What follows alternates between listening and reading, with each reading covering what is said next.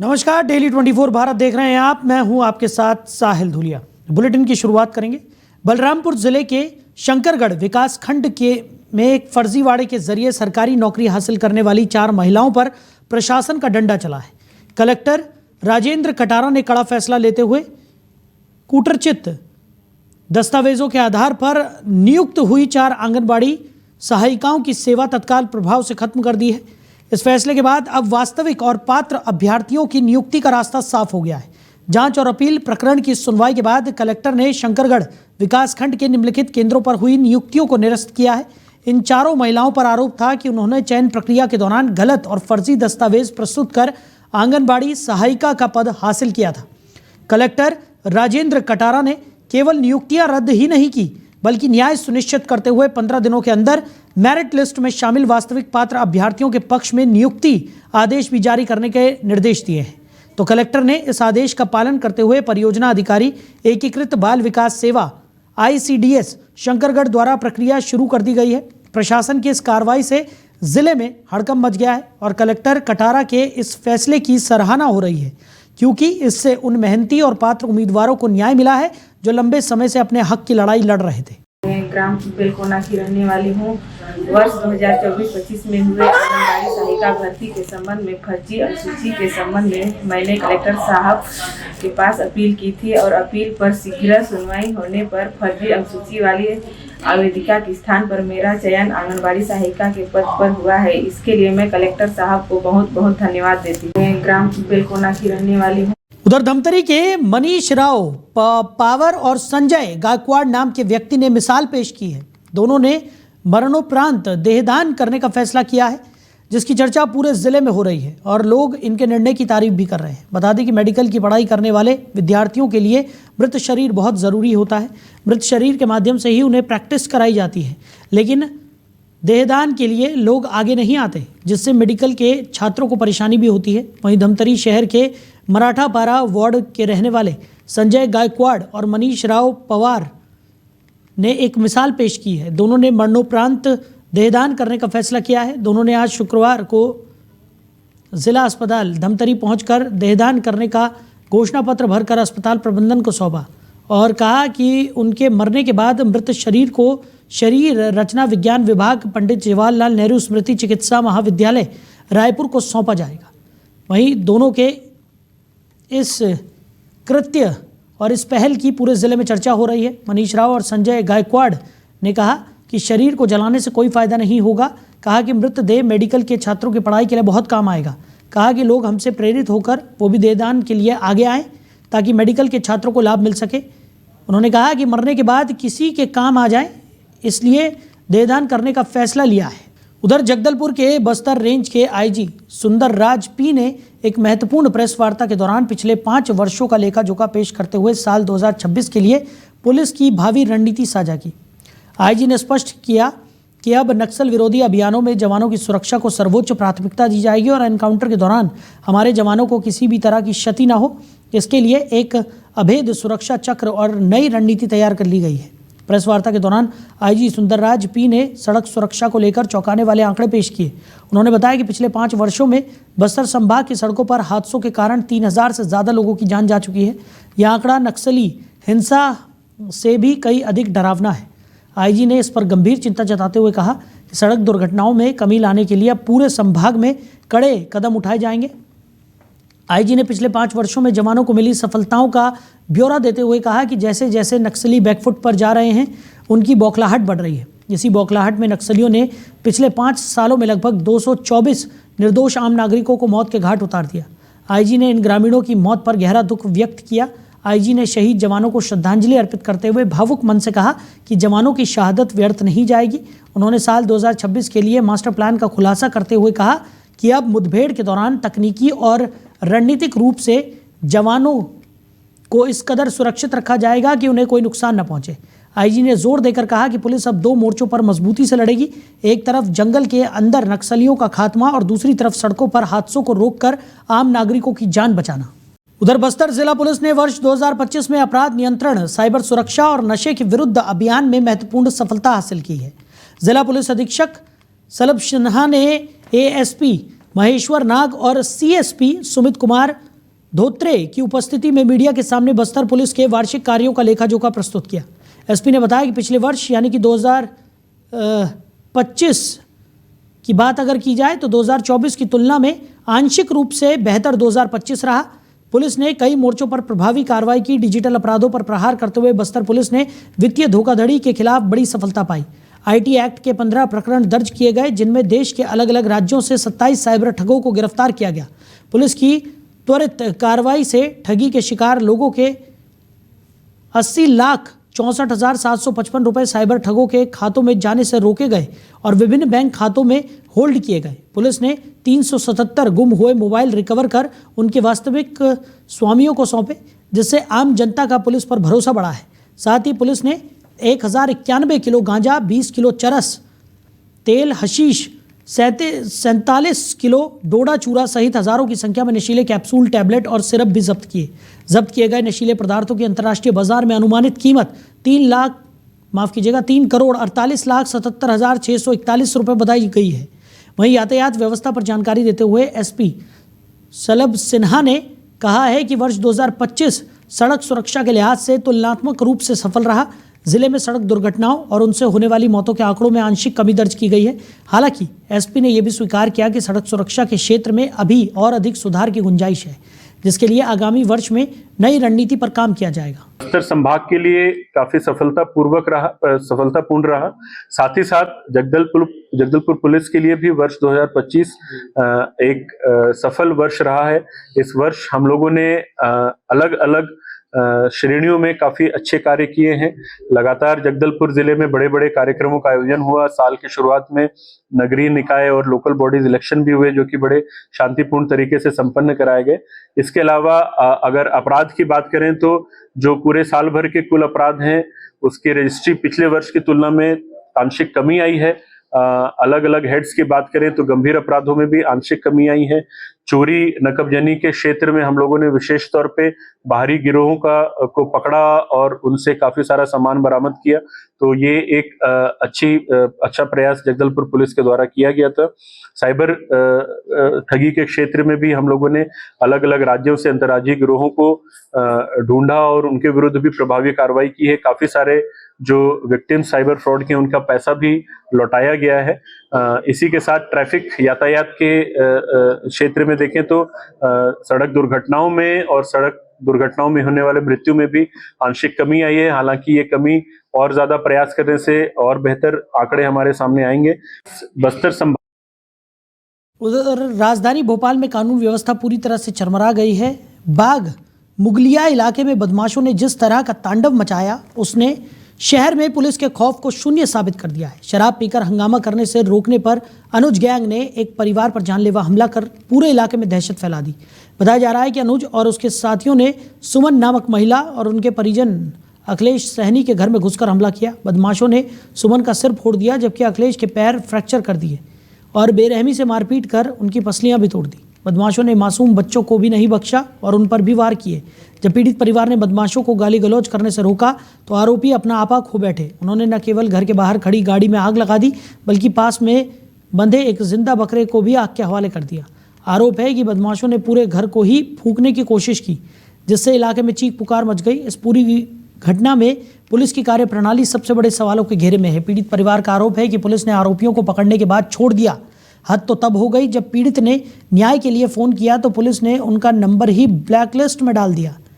तो पुलिस की ये चुप्पी और उदासीनता अपराधियों को संरक्षण देने के आरोपों को बल दे रही है। मैं हमारे घर में थे सुबह, तो मैं घर से निकल कर कचरा फेंकने जा रही थी। तो एक लड़का है हमारे वहाँ, अनुज नाम है उसको, वो जाते रोज दारू पी के हमारे मोहल्ले में जाते गदर करते। तो मैंने उसको बोला कि हमारे मोहल्ले से, माने हमारे घर के अंदर से मत जाया करो। तो उसने क्या, हमें लड़ाई झगड़े करने लगे, गाली गुलोच करने लगे। तो मैंने मना किया, उसके बाद भी गाली गुलोच करके वो अपने घर चले गए। उसके बाद मेरे बच्चे नहीं थे तो इनने क्या किया, बहुत सारे लड़के लाए, लेडीज भी लाए हमारे पति को और हमें मारा पीटा। मैं डिप्टी से आके सुबह बैठे थे धूप में से बैठने के बाद में क्या हुआ था नहीं हुआ था कोई हमें मालूम नहीं था। वो अचानक 8-10 लड़का आके मुझे मारने लगे लठ डंडा से। पसली में भी मारा, पैर भी तोड़ दिए उन लोगों ने। बाक्सवनिया थाना में रिपोर्ट डाले, कोई सुनवाई नहीं हो रहा है। उन लोगों को उठा के ले गए लेकिन छोड़ दिए। किस कारण से छोड़े? मैं हमारे घर में थे सुबह। राजधानी भोपाल में आज राजनीतिक सरगर्मियां चरम पर रही। समाजवादी पार्टी के प्रदेश अध्यक्ष मनोज यादव के नेतृत्व में दर्जनों कार्यकर्ताओं ने कैबिनेट मंत्री कैलाश विजयवर्गीय के बंगले का घेराव किया। प्रदर्शनकारियों ने मंत्री के घंटा वाले बयान और शहर में दूषित पानी की समस्या को लेकर जमकर नारेबाजी की। प्रदर्शन के दौरान सपा कार्यकर्ता काफी उग्र नजर आए। कार्यकर्ताओं ने मंत्री के बंगले के बाहर लगी उनकी नेम प्लेट पर मिट्टी और कालिक पोत दी। इतना ही नहीं, बंगले के बाहर मंत्री कैलाश विजयवर्गीय की फोटो भी जलाई गई। इस दौरान प्रदर्शनकारियों और सुरक्षा में तैनात पुलिस बल के बीच तीखी झड़प और धक्का मुक्की भी हुई। सपा प्रदेश अध्यक्ष मनोज यादव ने मीडिया से बात करते हुए सरकार पर तीखा हमला बोला। उन्होंने मांगे रखी कि मंत्री कैलाश विजयवर्गीय और शहर के महापौर को तत्काल उनके पद से हटा दिया जाए। दूषित पानी के कारण जान गंवाने वाले मृतकों के परिजनों और पीड़ितों को कम से कम 50-50 लाख रुपए का मुआवजा दिया जाए। वहीं बंगले की सुरक्षा में तैनात पुलिसकर्मियों ने जब कार्यकर्ताओं को रोकने की कोशिश की तो माहौल तनावपूर्ण हो गया। पुलिस और मनोज यादव के बीच काफी देर तक बहस और झड़प चलती रही। सपा कार्यकर्ताओं का कहना है कि जब तक जनता को न्याय नहीं मिलता उनका विरोध प्रदर्शन जारी रहेगा। तो कैलाश विजयवर्गीय के बंगले के बाहर काफी हो हल्ला देखने को मिला। नेम प्लेट पर कालिक पोती गई, मिट्टी पोती गई। तो बता दें कि भोपाल में सपा का ये जोरदार प्रदर्शन कैलाश विजयवर्गीय के बंगले के बाहर दिखाई दिया। सपा कार्यकर्ताओं ने कैलाश विजयवर्गीय के बंगले का घेराव किया। उनकी फोटो उनके बंगले के बाहर जलाई गई। साथ ही साथ बंगले के बाहर लगी नेम प्लेट पर कालिक और मिट्टी भी पोती गई। तो कांग्रेसियों का, माफ कीजिएगा, सपाइयों का साफ तौर पर कहना है कि कैलाश विजयवर्गीय ने जिस तरीके से अभद्र टिप्पणी की है, जिस तरीके से अभद्र भाषा का इस्तेमाल किया है, उन्हें तुरंत उनके पद से निष्कासित कर देना चाहिए। साथ ही साथ जिस तरीके से दूषित पानी पीने से बच्चों की मौत हुई है, उसको लेकर भी सपाइयों में नाराजगी देखने को मिल रही है। खबर पर ज़्यादा जानकारी के साथ हमारे सहयोगी समीर अवस्थी हमारे साथ जुड़ गए। समीर, क्या कुछ निकलकर सामने आ रहा है पूरे मामले में, जिस तरीके से सपाइयों ने कैलाश विजयवर्गीय के बंगले का घेराव किया और जोरदार प्रदर्शन भी किया? देखिए, बिल्कुल साल 2025 के अंत में 29 दिसंबर को मध्य प्रदेश के इंदौर, जिसे देश का सबसे साफ और स्वच्छ शहर कहा जाता है, वहां पर दूषित पानी पीने से अब तक के अगर आंकड़े बताए जाए तो बेहद चौंकाने वाले हैं। 15 लोगों की मौत हो चुकी है, जिसमें बच्चे भी शामिल है। इस घटना के दौरान जब पत्रकारों ने कैबिनेट मंत्री कैलाश विजयवर्गीय से सवाल किया कि आखिर इस पर क्या कुछ गंभीरता बरती जाएगी, क्या एक्शन लिया जाएगा, तो मंत्री के द्वारा कहा गया कि फोकट सवाल मत करो, और कई आपत्तिजनक इस तरीके से शब्दों का प्रयोग किया, जिससे पूरे प्रदेश में जो है विरोध देखा गया। जगह जगह चाहे विपक्ष की तरफ से कांग्रेस ने भी सरकार को घेरना शुरू कर दिया, वहीं समाजवादी पार्टी के कार्यकर्ताओं के द्वारा भी घेरना शुरू कर दिया। हालांकि इस घटना में मध्य प्रदेश के जो मुख्यमंत्री है डॉक्टर मोहन यादव, उनके द्वारा सख्त कार्रवाई के निर्देश दिए गए, जिसमें नगर निगम के कमिश्नर को बर्खास्त किया गया और साथ ही 3 अधिकारियों को सस्पेंड भी किया गया है। इस पूरे मामले में अभी भी मध्य प्रदेश में जो है देखा जाए तो जगह जगह विरोध प्रदर्शन किया जा रहा है मंत्री के इस बयान को लेकर। जो मनोज यादव है समाजवादी पार्टी के प्रदेश अध्यक्ष, वो मंत्री कैलाश विजयवर्गीय के बंगले पर पहुंचे अपने कार्यकर्ताओं के साथ और बर्खास्त करने के मांग यहां पर की जा रही है लगातार। और मंत्री के बंगले पर जो नेम प्लेट होता है, नेम प्लेट में भी कालिक वगैरह पोती गई है। जी साहिल जी। बिल्कुल समीर, और जिस तरीके से लगातार जो कैलाश विजयवर्गीय के खिलाफ प्रदर्शन है, चाहे वो सपाइयों का हो या कांग्रेसियों का हो, लगातार हम देख रहे हैं कि अब विपक्ष को एक बड़ा मुद्दा यहाँ पर मिल गया है, जिसको लेकर विपक्ष भी लगातार हमलावर है और लगातार कैलाश विजयवर्गीय को उनसे के पद से हटाने की मांग भी यहाँ पर जोरों से की जा रही है। साथ ही साथ ये चेतावनी भी दी गई है कि जब तक मांगे यहाँ पर पूरी नहीं हो जाती तब तक इस तरीके का प्रदर्शन जारी रहने वाला है। देखिए, बिल्कुल मैं बता दूं, मध्य प्रदेश का एक ऐसा शहर इंदौर, और इंदौर में साफ और स्वच्छता को लेकर कई बार जो है अवार्ड जो है मिल चुका है। ऐसे में अगर इंदौर में इस प्रकार की घटनाएं आती है, आम जनता की दूषित पानी पीने से मौत होती है, और एक वाजिब सवाल जो है पत्रकार के द्वारा किया गया था कैबिनेट मंत्री कैलाश विजयवर्गीय से, उन्होंने जिस तरीके से बयान दिया है ये बहुत ही संवेदनशील है और पार्टी को भी कार्रवाई करनी चाहिए। इस मांग को लेकर लगातार जो है विपक्ष की तरफ से सरकार को घेरा जा रहा है और मंत्री को बर्खास्त करने की मांग की जा रही है। है। और लगातार जो भागीरथपुरा इलाका है, भागीरथपुरा इलाके में लोगों को जो पानी की टंकी पहुंचाई जा रही है अभी वर्तमान समय में, और लोगों का आरोप है कि पानी की टंकी में भी साफ पानी नहीं मिल पा रहा है पीने के लिए। लोग जो है पानी उबाल के पी रहे हैं और जैसे तैसे जिंदगी गुजार रहे हैं। और लगातार इस प्रकार 3 महीने से बताया जा रहा है कि 3 महीने से लगातार निगम को शिकायत कर रहे थे, उसके बावजूद इस तरफ ध्यान नहीं दिया गया, जिसके कारण इतनी बड़ी घटना जो है मध्य प्रदेश में देखने को मिला है। हालांकि लगातार मध्य प्रदेश सरकार के मुख्यमंत्री डॉक्टर मोहन यादव खुद इस घटना को लेकर लगातार अस्पताल पहुंच रहे हैं।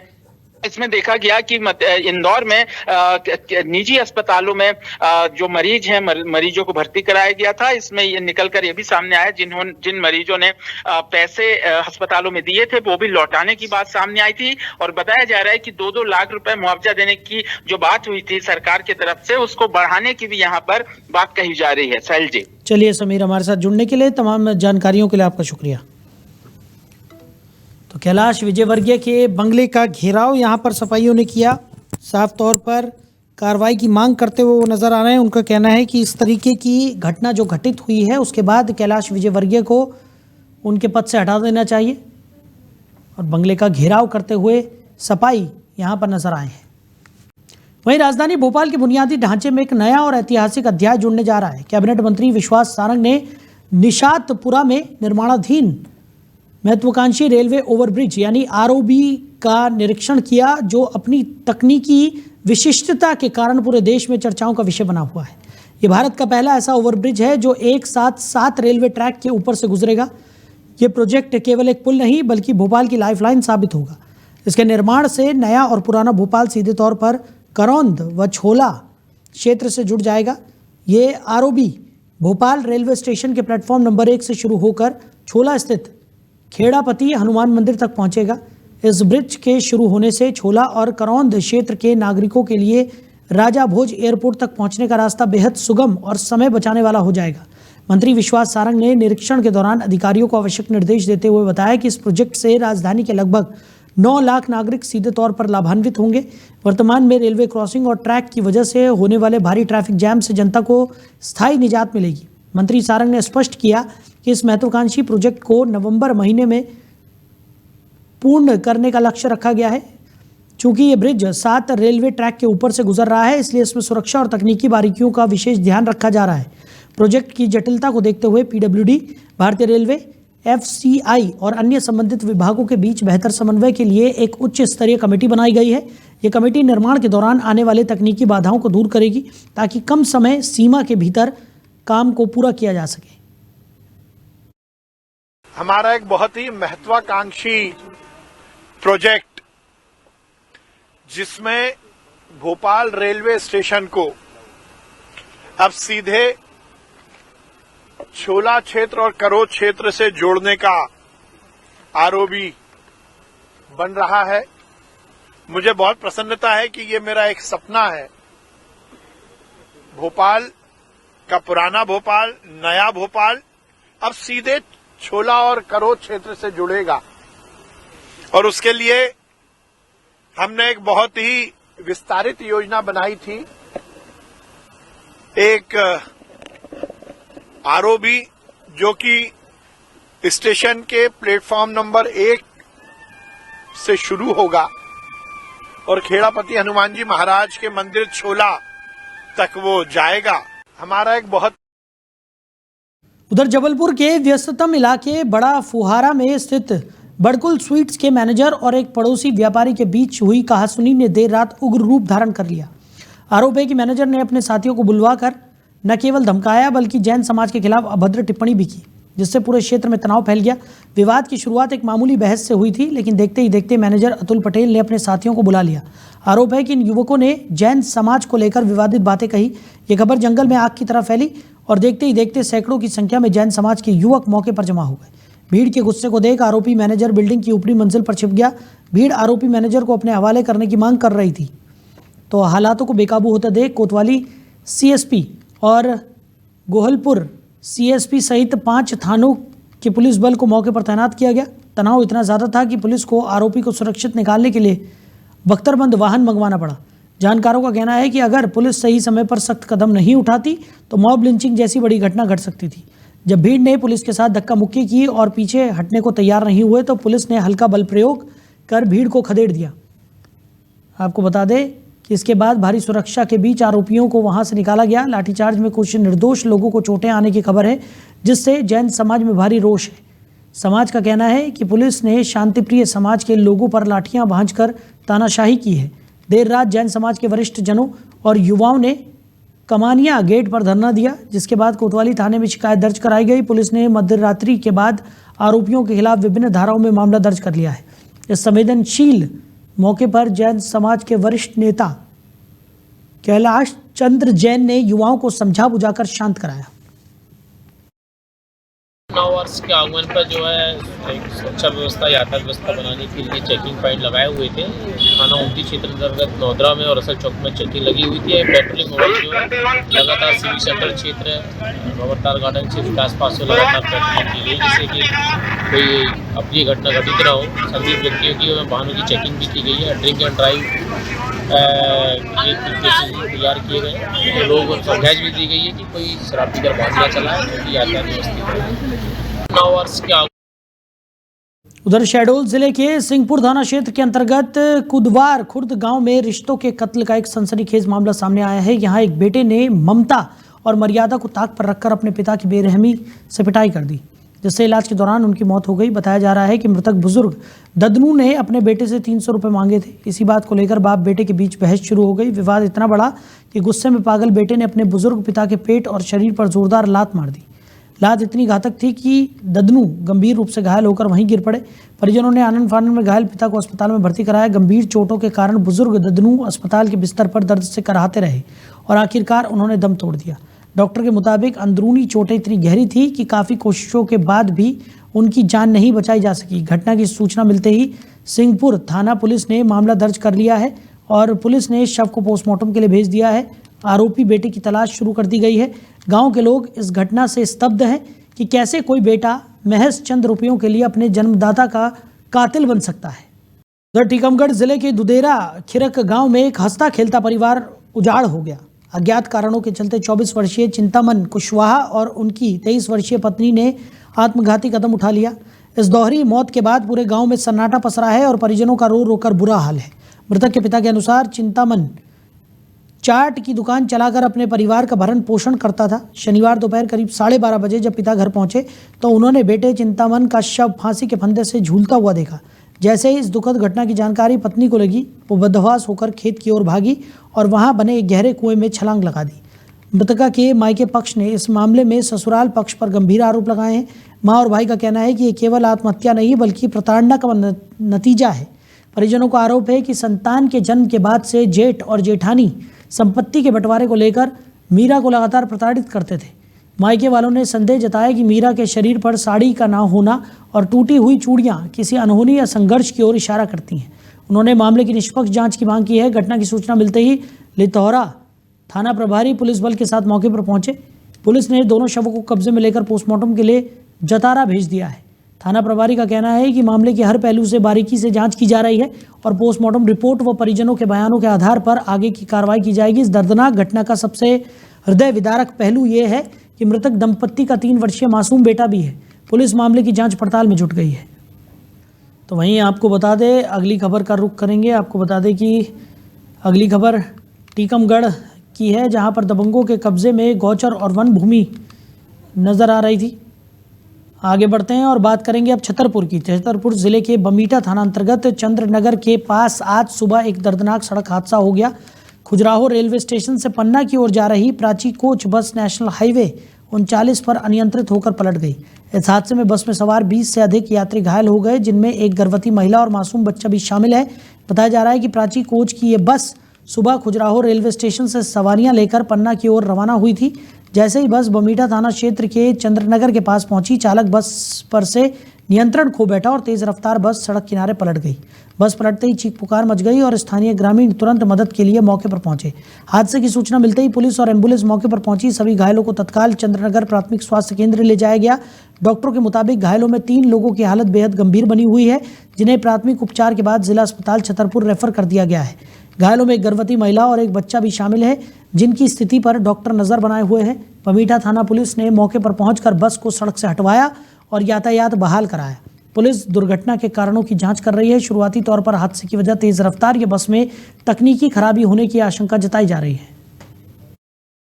सुबह करीब 10:30 बजे खजुराहो रेलवे स्टेशन से पन्ना के लिए एक यात्री बस जा रही थी। इस दौरान अनियंत्रित होकर चंद्रनगर नहर के पास पलट चुकी है। तस्वीर में आपको दिखा रहा हूँ, ये वो बस है जहाँ बीच रास्ते पर ये बस पलट चुकी है, जिसमें बताया जा रहा है करीब 20 से ज्यादा यात्री घायल हो चुके हैं। 3 की हालत गंभीर बताई जा रही है। चंद्रनगर प्राथमिक स्वास्थ्य केंद्र में इलाज के बाद सभी को छतरपुर जिला अस्पताल रेफर किया गया है। बस की स्थिति देखिए आप, बीच रास्ते में ये पड़ा हुआ है और कुछ स्थानीय लोग भी इनसे जानेंगे। क्या नाम है भैया? कदीर खान।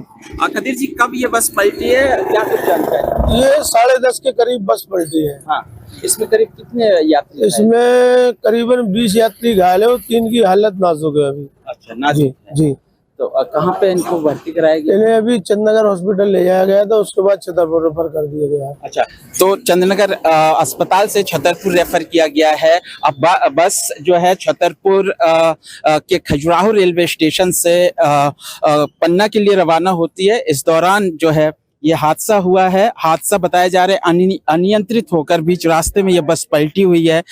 स्थानीय जो चौकी है चंद्रनगर चौकी से इन्हें प्राथमिक इलाज के लिए चंद्रनगर अस्पताल पहुंचाया गया था, जहां से छतरपुर जिला अस्पताल रेफर किया गया। सोहिद भाई, लगभग इसमें कितने लोग घायल हुए और क्या स्थिति है अभी? यहाँ प्राथमिक स्वास्थ्य केंद्र 8 से 10 लोग पहुंचे थे।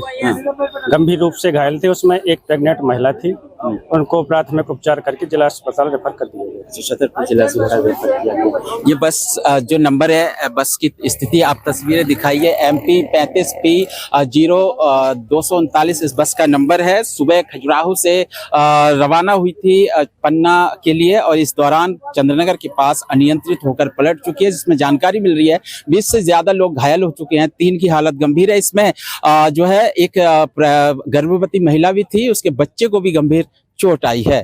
Delhi 24 के लिए छतरपुर से समीर अवस्थी। फिलहाल इस बुलेटिन में मेरे साथ इतना ही। आप बने रहिए। नमस्कार।